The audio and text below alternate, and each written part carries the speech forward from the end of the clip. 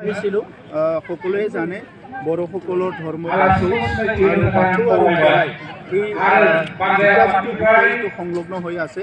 বাথৌৰ পৰাই খেৰাই আৰম্ভ হৈছে আৰু বাথৌ ধৰ্মটো সময়ৰ পৰাই বড়োসকলে ধৰ্মটো পালন কৰি আহিছে।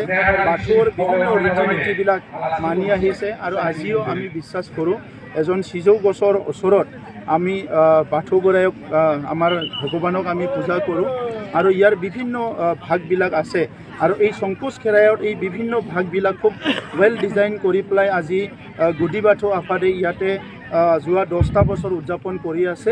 এই বছৰ তেখেতসকলৰ এই উদযাপনত অংশগ্ৰহণ কৰি যিহেতু আমাৰ ট্ৰেডিশ্যন আমাৰ কালচাৰ চব ইয়াৰ লগত সংলগ্ন হৈ আছে, মই 3 কোটি টকা ঘোষণা কৰিছোঁ বিটিআৰ চৰকাৰৰ পৰা যাতে এই খেৰাইচালি এই সংকোচ খেৰাইচালিটো আমাৰ য'ত বাথৌ ধৰ্মৰ ইয়াত বিভিন্ন পূজাৰ বিভিন্ন আমাৰ কাৰ্যসূচীবিলাক কাৰ্যকলাপবিলাক ইয়াতে হ'ব, তাৰ কাৰণে মই তেখেতসকলক ঘোষণা কৰিছোঁ আৰু অনাগত দিনত মই অনুৰোধ কৰিছোঁ আহি থকা প্ৰজন্মক আধ্যাত্মিক চৰ্চাৰ দ্বাৰা আমাৰ স্পিৰিচুৱেল যিটো প্ৰেক্টিছ ইয়াৰ দ্বাৰা যাতে এটা সঠিক পথত আগুৱাই নিব পাৰে এই দিশত তেখেতসকলক মই গুৰুত্ব দিবলৈ অনুৰোধ কৰিছোঁ।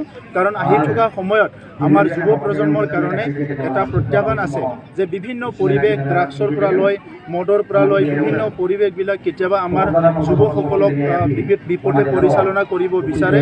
গতিকে আজিৰ সময়ত আমি সমাজৰ প্ৰত্যেকটা ছেকশ্যনৰ মানুহে ইয়াৰ পৰা সজাগ হ'ব লাগিব। আমি ধৰ্ম চৰ্চা কৰাৰ লগতে গুণ জ্ঞান আমাক লাগে, আমাক যিটো নেকি নীতি নিৰ্ধাৰণ কৰা বা আমাৰ নৈতিক দিশবিলাক শক্তিশালী কৰাৰ কাৰণে আমাক লাগে আৰু সেইকাৰণে সেই প্ৰেক্টিছবিলাক যাতে কৰিব পাৰে সেইটোৱে মই অনুৰোধ কৰিছোঁ।